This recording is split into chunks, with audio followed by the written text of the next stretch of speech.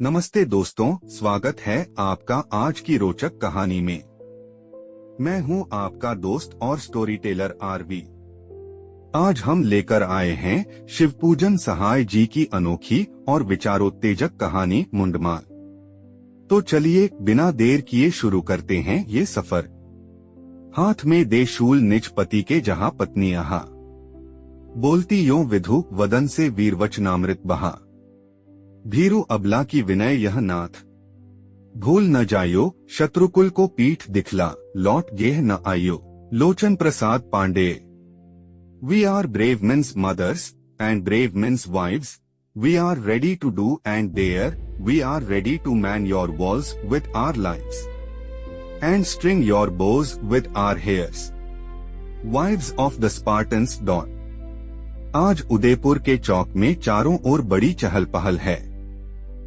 नवयुवकों में नवीन उत्साह उमड़ उठा है। मालूम होता है किसी ने यहाँ के कुओं में उमंग की भंग घोल दी है। नवयुवकों की मूंछों में ऐंठ भरी हुई है, आंखों में ललाई छा गई है। सबकी पगड़ी पर देशानुराग की कलगी लगी हुई है। हर तरफ से वीरता की ललकार सुन पड़ती है। बाकेलडा के वीरों के कलेजे रणभेरी सुनकर चौगुने होते जा रहे हैं। नगाड़ों से तो नाकों में दम हो चला है। उदयपुर की धरती धौंसे की धुधुकार से डगमग कर रही है। रणरोष से भरे हुए घोड़े डंके की चोट पर उड़ रहे हैं। मतवाले हाथी हर ओर से काले मेघ की तरह उमड़े चले आते हैं। घंटों की आवाज से सारा नगर गूंज रहा है। शस्त्रों की झनकार और शंखों के शब्द से दसों दिशाएं सरस शब्दमयी हो रही हैं। बड़े अभिमान से फहराती हुई विजयप्ता का राजपूतों की कीर्तिलता सी लहराती है। स्वच्छ आकाश के दर्पण में अपने मनोहर मुखड़े निहारने वाले महलों की ऊंची ऊंची अटारियों पर चारों ओर समुद्री सुहागिनियां और कुमारी कन्याएं भर भर अंचल फूल लिए खड़ी हैं। सूरज की चमकीली किरणों को उज्ज्वल धारा से धोए हुए आकाश में चुभने वाले कलश महलों के मुडेरों पर मुस्कुरा रहे हैं। बंदीवृंद विशद विरुदावली बखानने में व्यस्त हैं।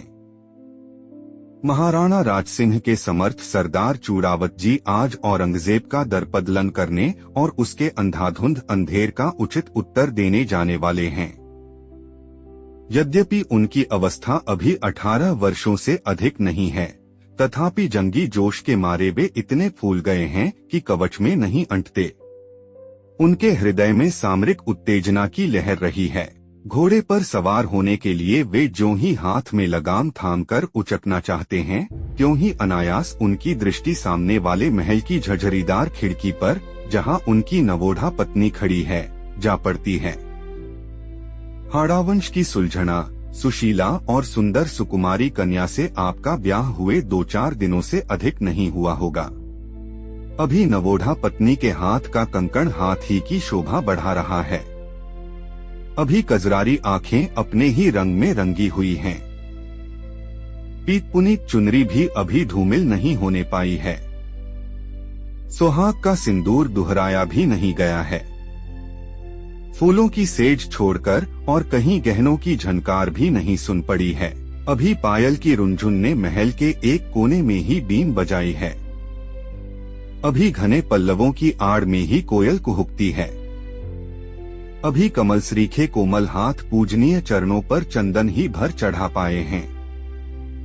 अभी संकोच के सुनहरे सीकड़ में बंधे हुए नेत्र लाज ही के लोभ में पड़े हुए हैं। अभी चांद बादल ही के अंदर छिपा हुआ है, किंतु नहीं, आज तो उदयपुर की उदित विदित शोभा देखने के लिए घनपटल में से अभी अभी वह प्रकट हुआ है। चूड़ावत जी हाथ में लगाम लिए ही बादल के जाल से निकले हुए उस पूर्णचंद्र पर टकटकी लगाए खड़े हैं। जालीदार खिड़की से छन छन कर आने वाली चांद की चटकीली चांदनी ने चूड़ावत चकोर को आपे से बाहर कर दिया है। हाथ की लगाम हाथ ही में है, मन की लगाम खिड़की में है। नए प्रेमपाश का प्रबल बंधन प्रतिज्ञा पालन का पुराना बंधन ढीला कर रहा है। चूड़ावत जी का चित्त चंचल हो चाहा। वे चटपट चंद्रभवन की ओर चल पड़े। वे यद्यपि चिंता से दूर हैं, पर चंद्रदर्शन की चोखी चाट लग रही है।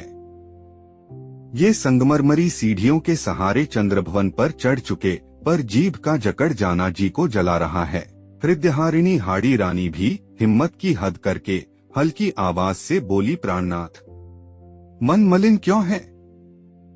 मुखारविंद मुरझाया क्यों है? न तन में तेज ही देखती हूँ, न शरीर में शांति ही। ऐसा क्यों?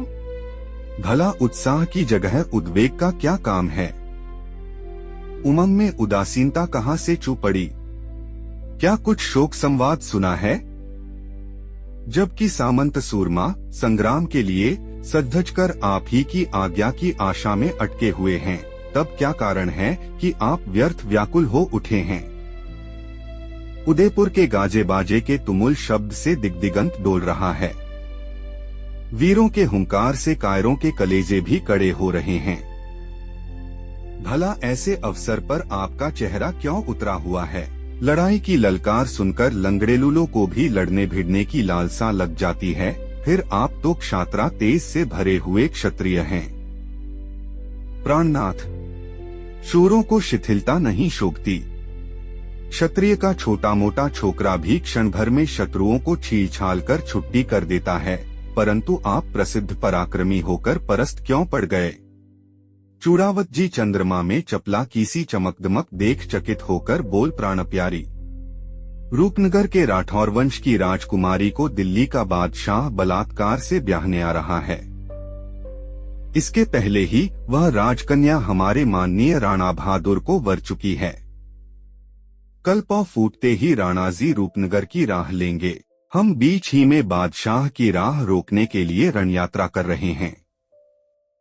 शूर सामंतों की सैकड़ों सजीली सेनाएं साथ में हैं, सही, परंतु हम लड़ाई से अपने लौटने का लक्षण नहीं देख रहे हैं। फिर कभी भर नजर तुम्हारे चंद्रवदन को देख पाने की आशा नहीं है। इस बार घनघोर युद्ध छिड़ेगा। हम लोग मनमनाकर जी जान से लड़ेंगे। हजारों हमले हड़प जाएंगे। समुद्र सी सेना भी मथ डालेंगे। हिम्मत हरगिज न हारेंगे। फौलाद सी फौज को भी फौरन फाड़ डालेंगे। हिम्मत तो हजार गुनी है, मगर मुगलों की मुठभेड़ में महज मुट्ठी भर मेवाड़ी वीर क्या कर सकेंगे? तो भी हमारे ढलैत, कमनैत और बानैत ढाढ़स बांधकर डट जाएंगे। हम अस्त्य की रक्षा के लिए पुर्जे पुर्जे कट जाएंगे। प्राणेश्वरी, किंतु हमको केवल तुम्हारी ही चिंता बेढब सता रही है। अभी 4 ही दिन हुए कि तुमसी सुहागिन दुल्हन हमारे हृदय में उजेला करने आई है। अभी किसी दिन तुम्हें इस तुच्छ संसार की क्षीण छाया में विश्राम करने का भी अवसर नहीं मिला है। किस्मत की करामात है, एक ही गोटी में सारा खेल मात है। किसे मालूम था कि तुमसी अनुप्रूपा कोमलांगी के भाग्य में ऐसा भयंकर लेख होगा। अचानक रंग में भंग होने की आशा कभी सपने में भी न थी, किंतु ऐसे ही अवसरों पर क्षत्रियों की परीक्षा हुआ करती है।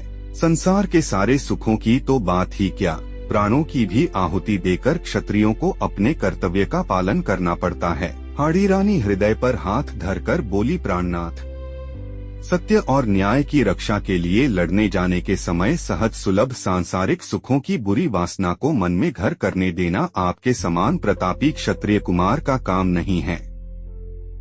आप आपात मनोहर सुख के फंदे में फंसकर अपना जातीय कर्तव्य मत भूलिए। सब प्रकार की वासनाओं और व्यसनों से विरक्त होकर इस समय केवल वीरत्व धारण कीजिए। मेरा मोहछोह छोड़ दीजिए। भारत की महिलाएं स्वार्थ के लिए सत्य का सहार करना नहीं चाहती। आर्य महिलाओं के लिए समस्त संसार की सारी संपत्तियों से बढ़कर सतीत्व ही अमूल्य धन है। जिस दिन मेरे तुच्छ सांसारिक सुखों की भोगलालसा के कारण मेरी एक प्यारी बहन का सतीत्व रत्न लुट जाएगा, उसी दिन मेरा जातीय गौरव अरवली शिखर के ऊंचे मस्तक से गिरकर चकनाचूर हो जाएगा। यदि नवविवाहिता उर्मिला देवी ने वीरशिरोमणि लक्ष्मण को सांसारिक सुखोपभोग के लिए कर्तव्य पालन से विमुख कर दिया होता, तो क्या कभी लखनलाल को अक्षय यश लूटने का अवसर मिलता?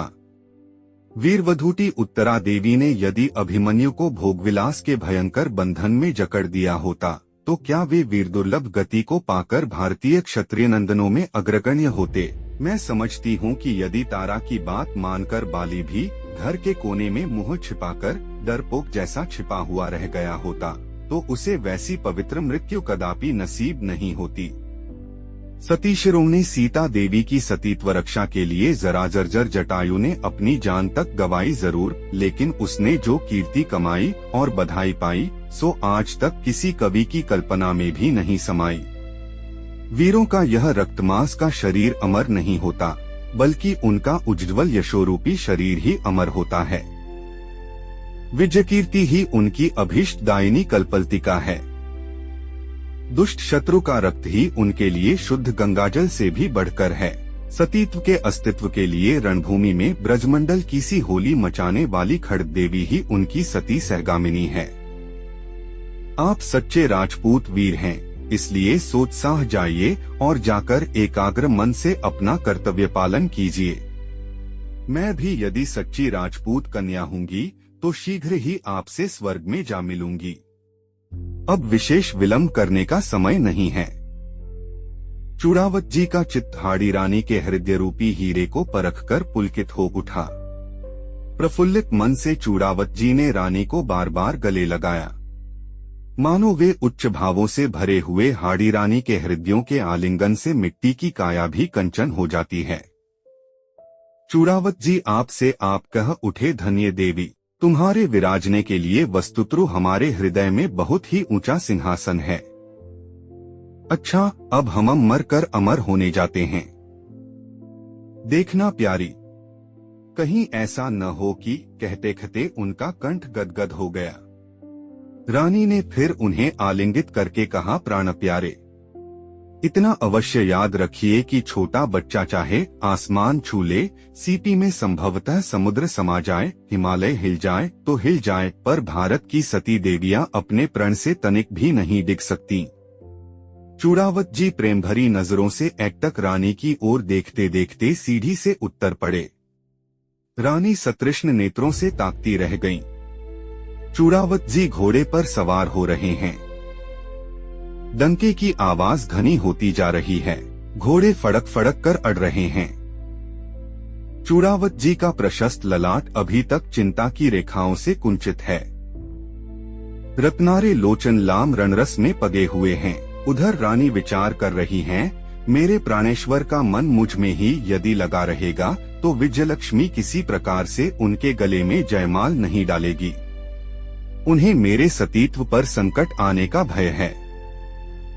कुछ अंशों में यह स्वाभाविक भी है। इसी विचार तरंग में रानी डूबती उतराती हैं। तब तक चूड़ावत जी का अंतिम संवाद लेकर आया हुआ एक प्रिय सेवक विनम्र भाव से कह उठता है, चूड़ावत जी चिन्ह चाहते हैं दृढ़ आशा और अटल विश्वास का। संतोष होने योग्य कोई अपनी प्यारी वस्तु दीजिए।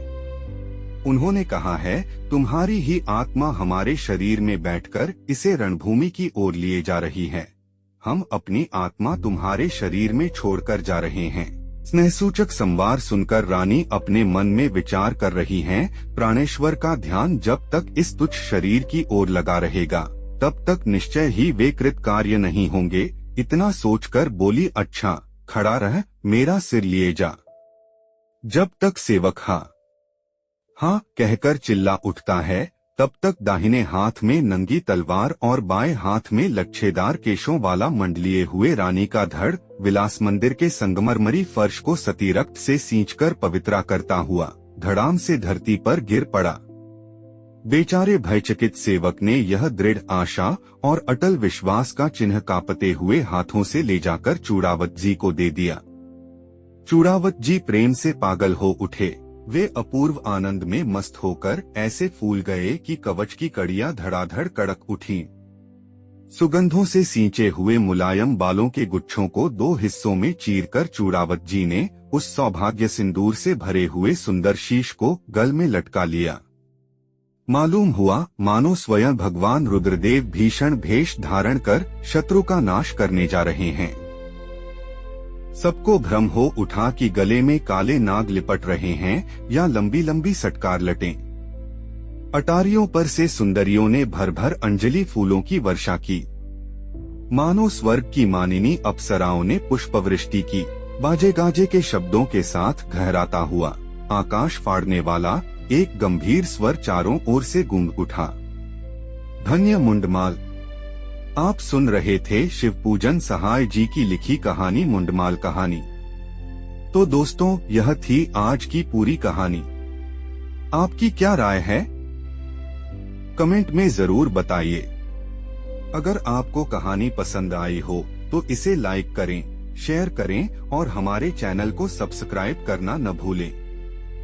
बेल आइकन दबाएं ताकि आपको हमारे नए वीडियो की नोटिफिकेशन सबसे पहले मिले। मिलते हैं अगले वीडियो में, तब तक के लिए जय हिंद। धन्यवाद।